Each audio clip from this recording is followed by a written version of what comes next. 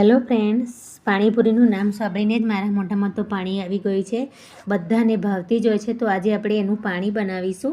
એની માટે એક બાઉલ ધાણા, એક બાઉલ ફુદીનો, તીખા મરચાં, આદું અને પાણી, આટલી વસ્તુ પહેલાં લઈ અને આપણે એને ક્રશ કરી લેશું.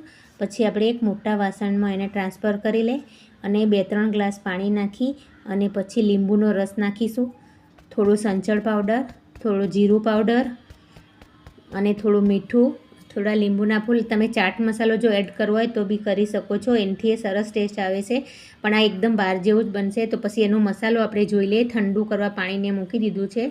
આ બફાઈ જાય ચણા અને બટાકા, પછી એની અંદર આ ધાણા, મરચાં અને ફુદીનાની પેસ્ટ થોડી છે, લાલ મરચું. તો તૈયાર છે આપણી આ પાણીપુરી. હવે આપણે એને સર્વ કરીશું. આ ઘર પર એકદમ ટેસ્ટી અને બહાર જેવી જ બને છે. તો તમે આ રીતના એકવાર જરૂરથી ટ્રાય કરજો. જો તમને મારો વિડીયો ગમ્યો હોય તો શેર અને સબસ્ક્રાઈબ જરૂરથી કરજો. Thank you.